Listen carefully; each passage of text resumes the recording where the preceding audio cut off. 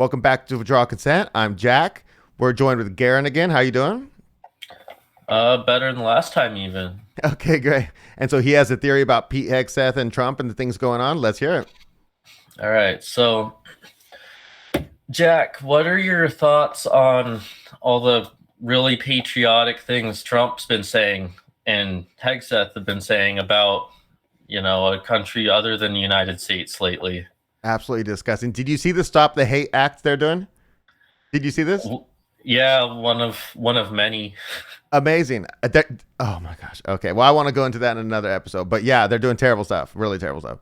hmm And especially with the whole list of that guy that liked kids and had a private island. Oh, so disgusting. That I've been suspicious of Pam from the get go, especially after the first stunt where they pulled out those stupid binders and they had the files allegedly. Right. But now it's just devolved into total gaslighting, and the tweets that Trump's been sending out have been so delusionally like just straight up gaslighting that it's all over the news. It's dividing his base, and people are really questioning his loyalty and if he's really on their side or if he's just another neocon or worse.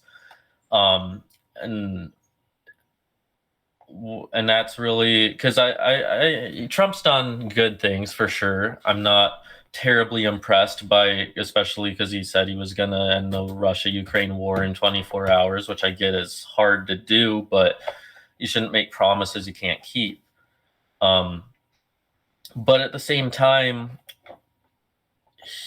what if he's actually is doing everything that we do want him to do?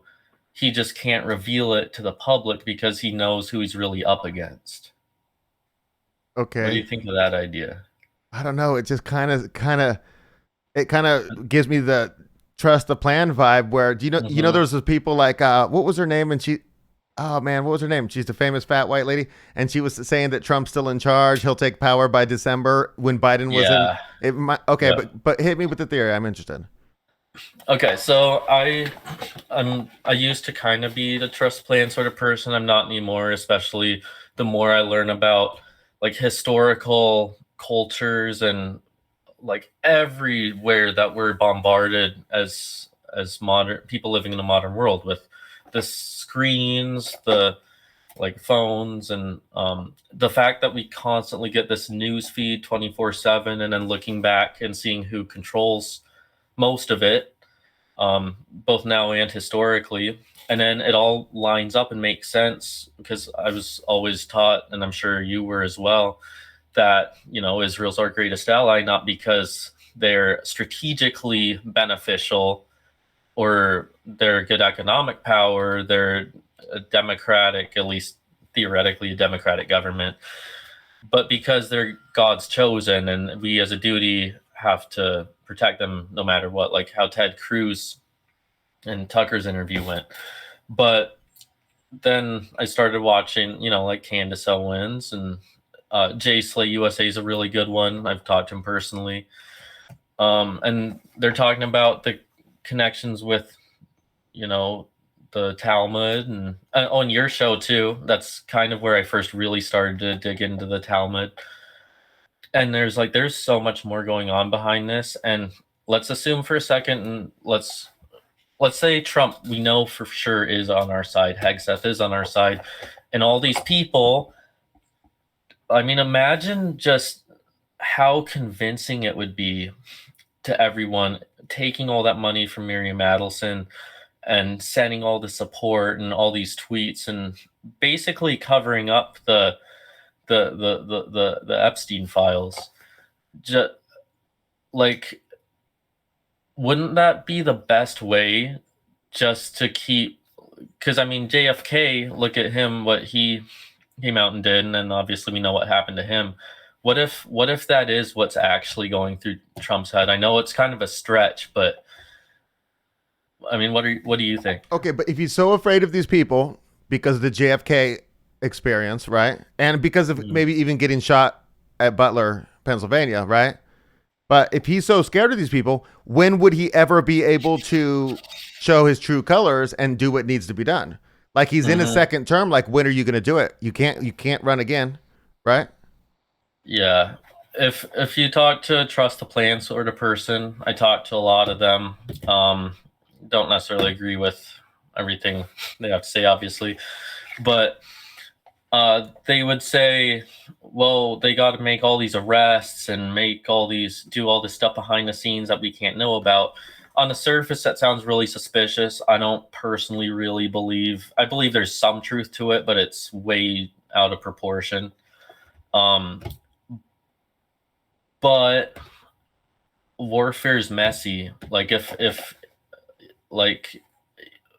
he is really doing what he should be doing, if he comes out and goes full like Hitler, like imagine what would happen to I mean, he'd be even if he is able to pull it off, it would be a lot more difficult in the long run, just because of the negative press and everything, which I think the press obviously should go, not entirely get removed, but you know what I mean. It's just an interesting thought that I've had. I don't know where to stand on it, because I'll just put it this way. After especially all the gaslighting that has been happening, especially on Twitter and everything, it's the one explanation I can think of where it would actually make sense, where Trump and the current administration would still be, I hate this term, but on the right side of history. Yeah. You know what I mean? Like when you're saying this is the first time I've heard this, but what did you see Dan Bongino's tweet the other day?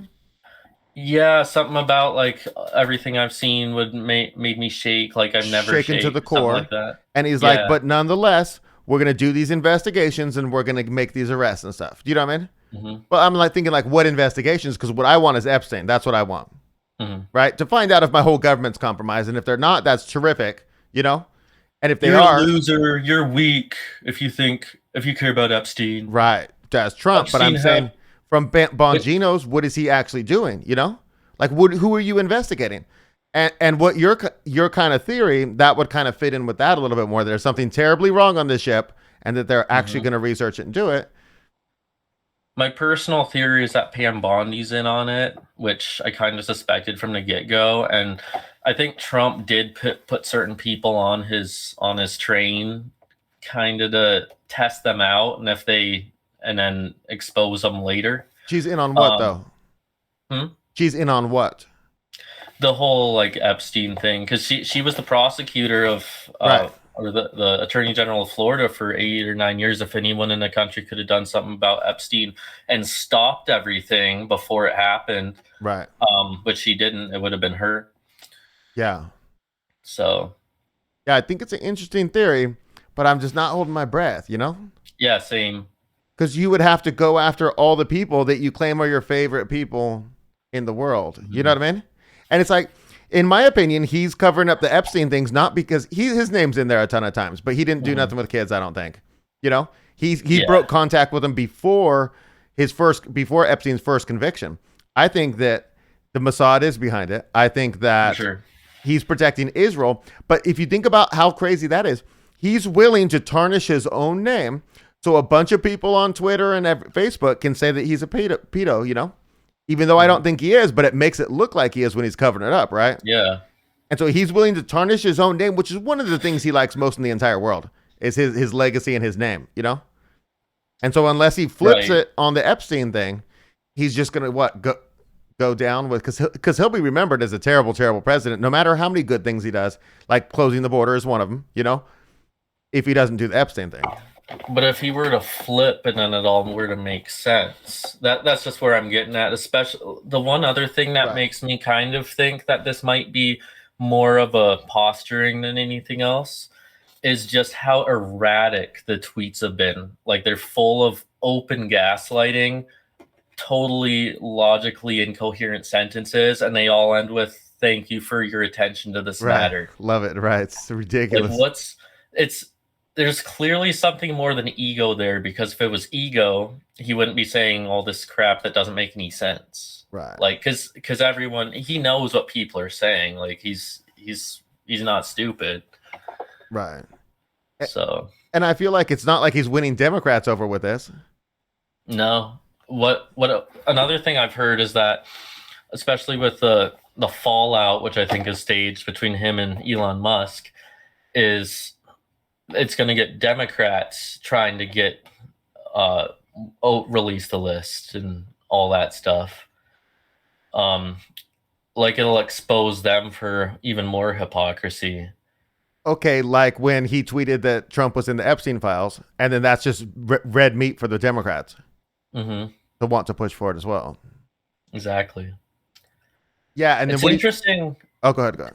Oh, because Trump also, there's a saying I hear a lot about the Jews. They'll call you anti-Semitic and blood libel and all that, but they'll never call you a liar. Oh, that's interesting. What if?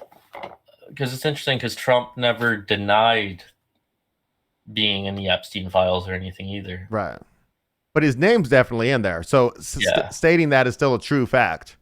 And just because your name's in there doesn't mean you're screwed or anything, because it just... Right. Yeah.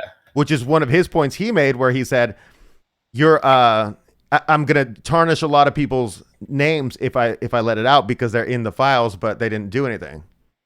Yeah, exactly. But I mean, if my name was in the file, of course it's not, but like, and it was just shook his hand at a mixer, in New York City. It's not going to tarnish my reputation, Yeah. If you're not doing anything, nobody cares who you shook hands with. You know what I mean? Now flying on his jet and stuff, going to the White House, that's a whole different thing. Except during COVID. Right. True.